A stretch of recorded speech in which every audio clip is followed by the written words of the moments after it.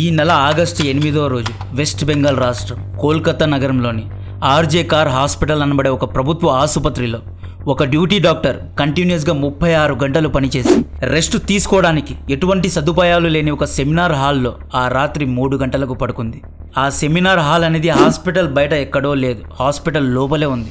ఆ రాత్రి సంజయ్ రాయ్ అనబడే ఒక ఉన్మాది సెమినార్ లోపల దూరి ఆ అమ్మాయి పైన అత్యాచారం చేసి బలవంతం చేసి చంపి పారిపోయాడు. ఆ అమ్మాయిని అర్ధరాత్రి పబ్లిక్ ప్లేసెస్లో లేదా అడవిలో అత్యాచారం చేయలేదండి, హాస్పిటల్ లోపల చేశాడు. విక్టిమ్కు nose bleeding, vaginal bleeding, broken neck, multiple fractures అయ్యాయి అంటున్నారు. క్లియర్గా ఇది అత్యాచారం మరియు మర్డర్ కేసు అని తెలుస్తున్నా కూడా అక్కడి లోకల్ హాస్పిటల్ యాజమాన్యం దీన్ని ఆత్మహత్యగా సూసైడ్ లాగా చిత్రీకరించాలి అనుకున్నారు. కేసును మూసివేయడానికి చూశారు. అక్కడి పోలీసులు ఈ ఇష్యూను అణిచివేయాలి అని చూశారు. ఎందుకంటే లైంగికంగా అత్యాచారం చేసిన సంజయ్ రాయ్ అనబడే వ్యక్తి ఒక సివిక్ వాలంటీర్. సివిక్ వాలంటీర్ అంటే పోలీస్ వ్యవస్థలో పని చేస్తాడు, కానీ ఇతను పోలీస్ కాదు. పోలీసులకు హెల్ప్ చేయడానికి వీరిని నియమించడం జరిగింది. ఏ రాష్ట్రంలో లేనిది ఒక్క వెస్ట్ బెంగాల్లోనే లక్షల్లో సివిక్ వాలంటీర్స్ను నియమించారు. గత 4 రోజుల నుండి హెల్త్ వర్కర్స్, డాక్టర్స్ ప్రొటెస్ట్ చేసిన తర్వాత అప్పుడు అధికారులు కళ్ళు తెరిచి విచారణ చేస్తున్నారు. हॉस्पिटल अपने अगर वर्क प्लेस में सेफ नहीं है तो वो क्या एक्सपेक्ट करते हैं, हम कैसे आगे कुछ ट्रीट करें? जब सेफ्टी नहीं है तो हम पेशेंट्स कैसे ट्रीट करें? आज हम बर्दाश्त करें वो चीज़ कल किसी पेशेंट के साथ हो सकता है. डॉक्टर सेफ ने अपनी ड्यूटी में जो अपना काम कर रहा है वही चीज़ एक पेशेंट के साथ ही हो सकता है. ప్రస్తుతం ఈ కేసు ఇన్వెస్టిగేషన్లో ఉంది. ఇనిషియల్ రిపోర్ట్స్ ఆధారంగా లైంగికంగా ఒక్కరు కాదు చాలామంది పాల్గొన్నారు అని చెబుతున్నారు. చాలా పెద్ద ఇష్యూ అండి ఇది. వెస్ట్ బెంగాల్లో మన సందేశ్ ఖాళీ జరిగింది, ఇప్పుడు కోల్కతా డాక్టర్ ఇష్యూ జరుగుతోంది. ఆ రాత్రి ఎగ్జాక్ట్గా ఏం జరిగింది అనేది టైమ్ లైన్స్తో సహా ఎక్స్ప్లెయిన్ చేస్తా. వీడియో రీచ్ కోసం లైక్ అండ్ సబ్స్క్రైబ్ చేయండి. ఈ సంజయ్ రాయ్ అనేవాడు ప్రభుత్వం ద్వారా అపాయింట్ చేసిన సివిక్ పోలీస్ లేదా సివిక్ వాలంటీర్ యొక్క పని పోలీసులకు సహాయం చేయడం అన్నమాట. ఆగస్టు 5 నుండి ఆగస్టు 8 మధ్యలో సంజయ్ ఖరగ్పూర్లోని సల్వా అనే ఏరియాకు వెళ్ళి పోలీస్ వెల్ఫేర్ సొసైటీ అనబడే ఒక మీటింగ్లో పాలు పంచుకున్నాడు. ఆగస్టు 8 ఉదయం తిరిగి కోల్కతాకు వచ్చాడు. ఇతను కోల్కతాలోని ప్రభుత్వ మెడికల్ కాలేజ్ అండ్ హాస్పిటల్ అయిన ఆర్జీ కార్ హాస్పిటల్లో బ్రోకర్ పనులు, ఏజెంట్ పనులు చేసేవాడు. అంటే పేషెంట్స్కు అడ్మిషన్స్ ఇప్పించడం, పేషెంట్కు ఆపరేషన్స్ అయ్యేలాగా చూడడం వంటివి చేసేవాడు.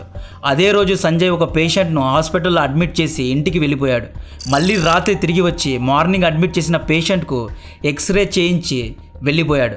మళ్ళీ ఆగస్టు 9 అర్ధరాత్రి 1 గంటకు తిరిగి హాస్పిటల్కు వచ్చాడు. ఎందుకు రాత్రి రావాల్సి వచ్చింది అంటే సంజయ్ యొక్క ఇంకొక పేషెంట్కు సర్జరీ ఆపరేషన్ ఆ రాత్రి షెడ్యూల్ అయింది కాబట్టే తిరిగి వచ్చాడు.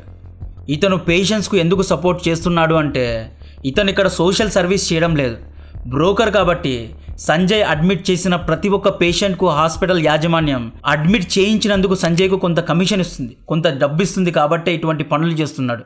ఇక్కడ ఈ ఇష్యూలో ప్రభుత్వ హాస్పిటల్స్లో సివిక్ వాలంటీర్స్ బ్రోకర్స్ లాగా మారి పేషెంట్స్ దగ్గర డబ్బులు దోచుకుంటున్నారు. ఇక్కడ హాస్పిటల్ యాజమాన్యం తప్పేంటి అంటే సంజయ్ లాంటి బ్రోకర్స్ను మీరెలా హాస్పిటల్ లోపల అలో చేశారు? ఇతను డాక్టర్ కాదు, నర్స్ కాదు, హెల్త్ ఎక్స్పర్ట్ కాదు, మరి ఎందుకు అలో చేస్తున్నారు?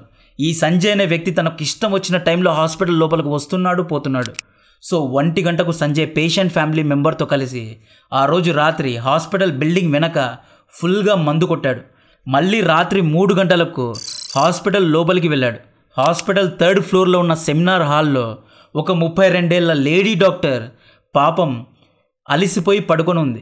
సంజయ్ ఆ అమ్మాయి దగ్గరికి వెళ్ళి బలవంతంగా అత్యాచారం చేసి, మాట వినకపోతే బలవంతం చేసి, దాడి చేసి 3 గంటల 45 నిమిషాలకు సెమినార్ హాల్ నుండి బయటకు వచ్చాడు. ఆ అమ్మాయి అక్కడే చనిపోయింది. ఆ లేడీ డాక్టర్ ఎందుకు అక్కడ పడుకుంది? ఆ అమ్మాయికి బుద్ధి లేదా? ఆ అమ్మాయి రాత్రిపూట ఇంటికి వెళ్ళాలి అని తెలియదా అని మనలలో కొంతమంది కామెంట్స్ పెడతారు.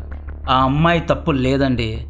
ఆ అమ్మాయి యొక్క వర్కింగ్ అవర్స్, వర్క్ కల్చర్ ఎలా ఉంటుంది అనే ఒక బ్యాక్గ్రౌండ్ను ఎక్స్ప్లెయిన్ చేస్తా. ఈ డాక్టర్స్ యొక్క ఎడ్యుకేషన్ ఎలా ఉంటుంది, వాళ్ళు ఎలాంటి కష్టాలు పడతారు అనేది బ్రీఫ్గా ఎక్స్ప్లెయిన్ చేస్తా. ఈ లేడీ డాక్టర్ యొక్క ప్రొఫెషన్ రెసిడెంట్ డాక్టర్.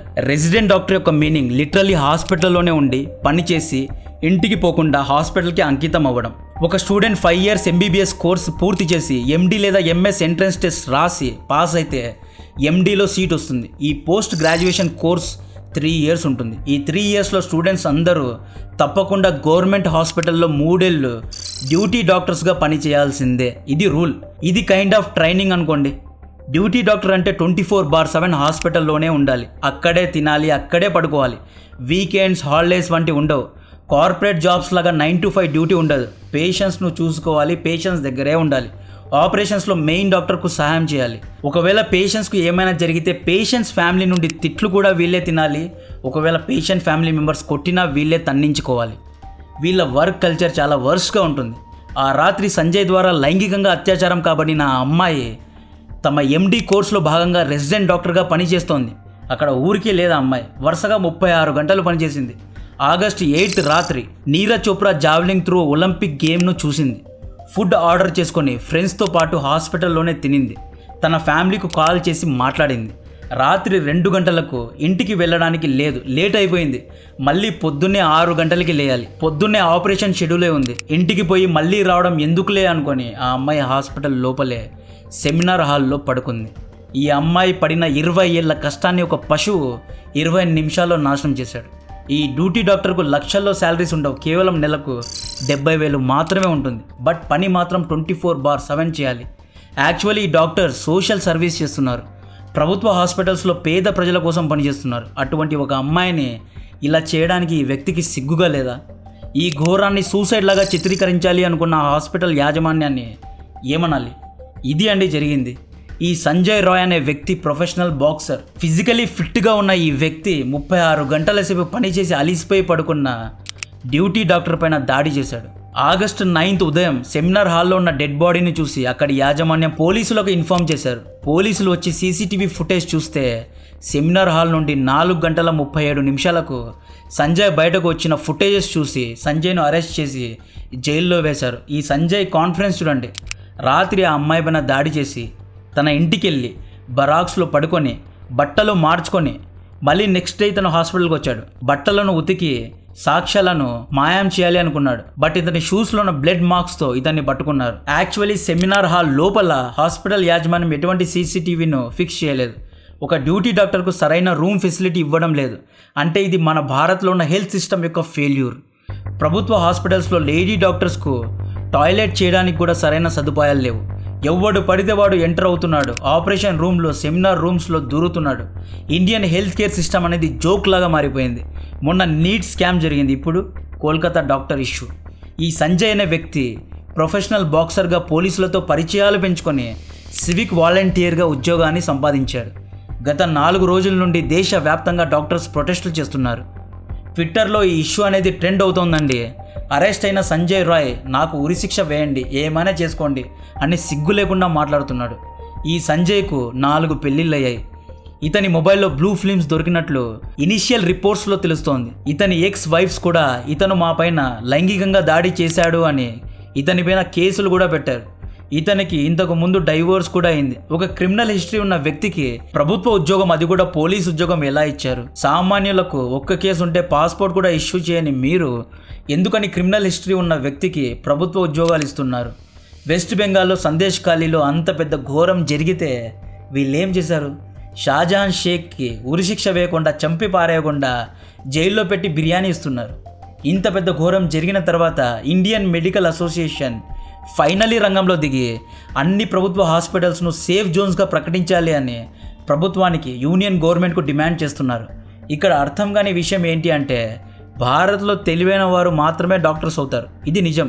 టాలెంట్ ఉన్న వాళ్ళకే డాక్టర్ సీట్ అనేది వస్తుంది. ఇంత టాలెంట్ ఉన్న డాక్టర్ అసోసియేషన్ సభ్యులు కూడా రియాక్ట్ అవుతున్నారు. ప్రొయాక్టివ్గా ముందే ఎందుకు యాక్ట్ కాలేదు? డ్యూటీ డాక్టర్స్ను ప్రభుత్వ హాస్పిటల్స్లో పశువుల్లాగా సదుపాయాలు లేకుండా చూస్తున్నారు. ఇది ఒక వాటర్ షెడ్ మూమెంట్ లాంటిది. ఈ ప్రొటెస్ట్ మీరు ఎప్పుడో చేసి ఉండాలి. First of all senior doctors ఏం చేస్తున్నారు? మీ జూనియర్స్కు బేసిక్ ఫెసిలిటీస్ ఉండేలాగా చూసుకునే బాధ్యత ఎవరిది? State health department senior doctors అందరి హాలిడేస్ను క్యాన్సిల్ చేసి తక్షణమే ఈ ఇష్యూ గురించి పని చేయాలి అని హెచ్చరించడం జరిగింది. డాక్టర్స్ యొక్క మెయిన్ డిమాండ్ ఏంటి అంటే August 14 లోపు ఇన్వెస్టిగేషన్ను పూర్తి చేయాలి, లేదా CBIను రంగంలో దింపాలి అని డిమాండ్ చేస్తున్నారు. ఇక్కడ సంజయ్ రాయ్ మాత్రమే కాదు, సంజయ్తో పాటు చాలామంది ఆ రాత్రి ఆ అమ్మాయి పైన దాడి చేశారు అని కొన్ని వార్తలు అయితే వస్తున్నాయి. ఇందులో ఎంత నిజముందో తెలియదు. ఇన్వెస్టిగేషన్ పూర్తయిన తర్వాత అందరి పేర్లు బయటకు వస్తాయి. ఇందులో పెద్ద పెద్ద వాళ్ళు కూడా ఇన్వాల్వ్ అయినట్లు కొన్ని వార్తలు వస్తున్నాయి. ఇది స్మాల్ ఇష్యూ కాదు. ఇందులో ఖచ్చితంగా పెద్ద పెద్ద అధికారుల హస్తం ఉంది. డెఫినెట్గా ఇక్కడ కుట్ర జరిగింది. ఈ డ్యూటీ డాక్టర్ పైన పగ పెంచుకొని ఇలా చేశారా, లేదా ఈ అమ్మాయి తమ మాట వినలేదు అని ఇలా చేయించారా అనేది తెలియాలి. పూణే పార్షి కేసు లాగా ప్రభుత్వ అధికారులు సాక్ష్యాలను తారుమారు చేయకుండా డాక్టర్స్ చూసుకోవాలి. మన న్యాయమూర్తులు కరిగిపోయి సంజయ్ రాయ్ను కూడా 3 పేజీల ఎస్ఐ రాయమని మాత్రం దయచేసి ఈసారి తీర్పు ఇవ్వద్దు. ఇక్కడ అందరి తప్పు ఉంది. కోర్టు వద్దు అంటున్న సివిక్ వాలంటీర్స్ను అపాయింట్ చేసిన ప్రభుత్వ హాస్పిటల్స్లో బ్రోకర్స్ను అనుబంధించిన ప్రభుత్వ యాజమాన్యం, డ్యూటీ డాక్టర్స్కు ఫెసిలిటీస్ ఇవ్వడంలో విఫలమైన డాక్టర్ అసోసియేషన్, అందరూ ఇష్యూలో అకౌంటబిలిటీ తీసుకోవాలి. వెస్ట్ బెంగాల్లో ఉన్న సివిక్ వాలంటీర్స్ పైన ఇంతకు ముందు కూడా చాలా కేసెస్ ఉన్నాయి. ఈ సివిక్ వాలంటీర్స్ అనేవాళ్ళు వెస్ట్ బెంగాల్లో పోలీసుల్లాగా బిహేవ్ చేస్తారు, దౌర్జన్యం చేస్తారు అని ఎన్నో కేసెస్ వీరిపైన ఉంది. కోల్కతా హైకోర్టు కూడా వీళ్ళ గురించి వార్నింగ్ ఇచ్చింది. అయినా ప్రభుత్వం ఎటువంటి జాగ్రత్తలు తీసుకోలేదు. ఈ ఇష్యూ గురించిన మరిన్ని అప్డేట్స్ ఇస్తూనే ఉంటా. కాంటెంట్ నచ్చితే వీడియోను లైక్ చేయండి, ఛానల్ను సబ్స్క్రైబ్ చేసి అందరికీ షేర్ చేయండి. జై హింద్.